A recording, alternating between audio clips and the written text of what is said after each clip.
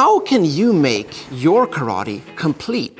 That's a great question, because when you look at photos of old karate masters, they seem to be doing these practical techniques that you never see in modern karate anymore. Honestly, when was the last time you learned how to do a pile driver in your karate class? Or how to step on somebody's foot as you grab their leg and crush their windpipe? These are classical old school karate techniques, yet they're nowhere to be found in modern karate.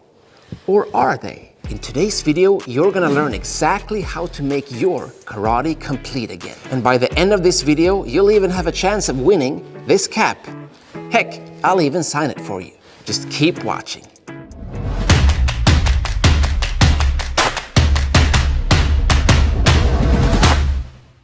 Imagine you're the best fighter in your village hundreds of years ago. Naturally, people who are not as good will want to learn from you. So they come to you seeking guidance in different situations. For instance, if somebody is raining down blows on your face, what would you do to defend against that? So obviously you show them that you could start by defending yourself using that classic flinch response. And then you try to find an arm in that altercation to gain some space and push the head away. You dig your fingers into that bundle of nerves behind the jaw. Then you push your thumb straight into their eyes, and then you twist their neck and sweep them down to the ground. And it all happens in a split second.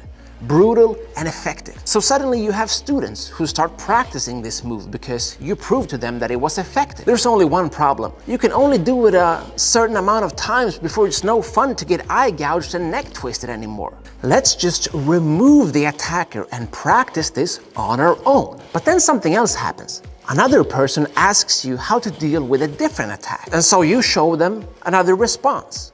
And then you show them another response and another technique in another situation. And all of a sudden you have this whole body of knowledge that you've now built upon into this bigger solo routine that your students can practice. And voila, we have a kata.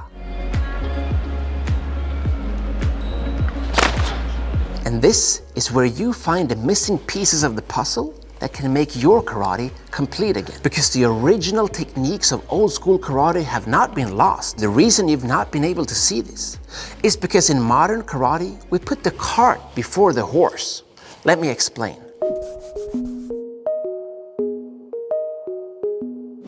So the movement you taught your students when they did that eye gouge and the sweep, imagine they kept practicing that as a solo routine, as a kata. And then they taught it to the next generation, and the next generation, and the next generation. Then 20 generations later, its original purpose might easily have been lost. This is the exact same thing that happens when you play the whisper game. You know, when you whisper a sentence to the friend next to yours and then he or she whispers that to the next person, and 10 or 20 people later, the sentence that comes out is completely different, right? This happens not just with spoken language, but also with body language.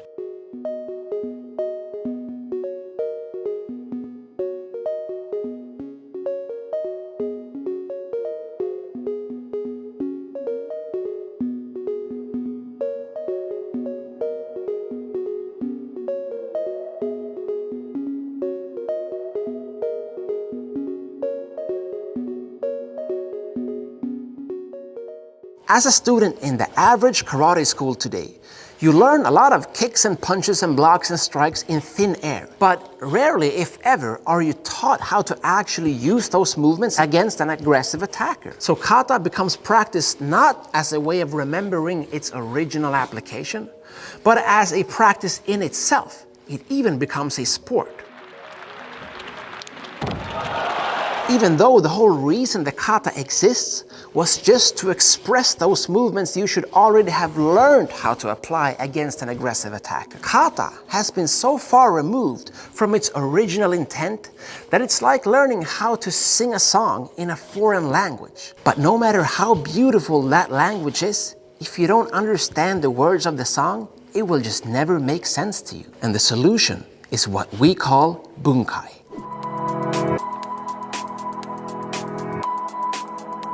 To understand how to unlock the secrets of a kata, you have to break it down. The Japanese word for that is bunkai, which literally means to break down. Once the kata is broken down, you analyze the parts of it. This is known as bunseki in Japanese. Last but not least, you then apply that against an aggressive attacker, which is known as oyo in Japanese. But usually the word bunkai represents this whole process of breaking down, analyzing, and applying a solo form against a partner. There's an old saying in Okinawa, hitotsu kata sannen, which literally means one kata, 3 years. That doesn't mean you should focus on the cosmetic appearance or the performance of a kata for 3 years. It means you should dive deep into the functionality of the movements and understand how to apply them. That's when one kata can be seen as a complete fighting system that literally takes 3 years to understand. Yet the average karate practitioner today learns 10 kata in 3 years and has no idea of how to actually use them, which is a real shame because kata consists of 2 parts, both the form and the function, and they have to go hand in hand for the kata to fulfill its original purpose. Kata by itself was never meant to teach you anything. It is just a solo representation of the 2-person self-defense moves you were already supposed to have learned. At least if you were taught the way karate was meant to be taught. Weirdly enough, the best representation of this is to actually look at other martial arts, where you can find tons of techniques taken straight from kata being applied against an aggressive attacker in a full contact scenario.